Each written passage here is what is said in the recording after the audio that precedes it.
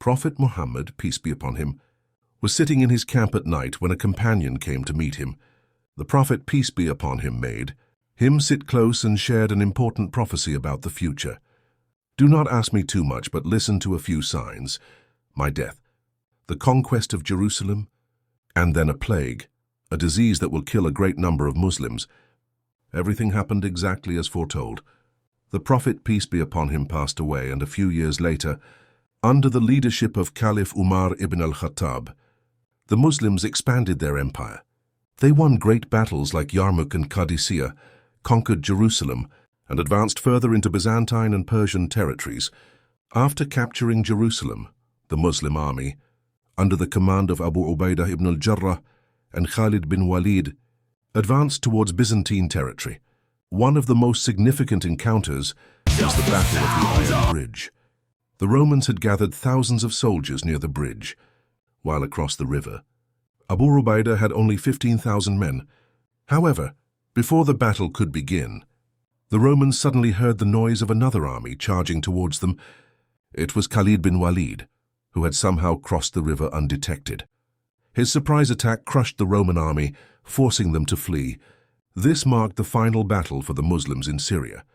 After this victory, Greater Syria, modern-day Syria, Palestine, Jordan, and Lebanon came under Muslim control.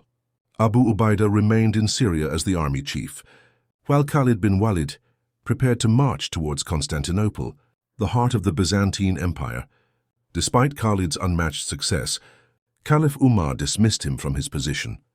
The reasons for this decision were: 1. To emphasize that victories come from Allah, not from any individual. Concerns over Khalid's generosity.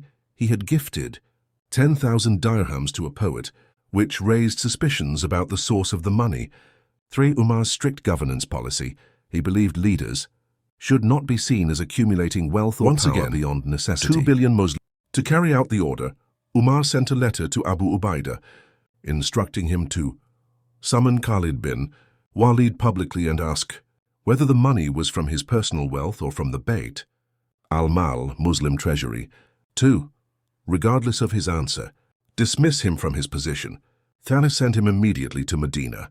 In a dramatic moment, Bilal ibn Rabah, radiallahu anhu, a former slave and close companion of the Prophet, peace be upon him, questioned Khalid in front of the people.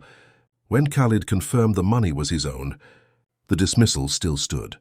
Khalid, though deeply hurt, accepted the decision with dignity and returned to Medina. Shortly after Khalid's dismissal, the Muslim Empire faced two major disasters. 1. A deadly plague, known as the Plague of Amwas, which devastated Syria and Palestine, killing around 25,000 Muslims. 2. A severe famine in Arabia, which caused widespread hunger and suffering.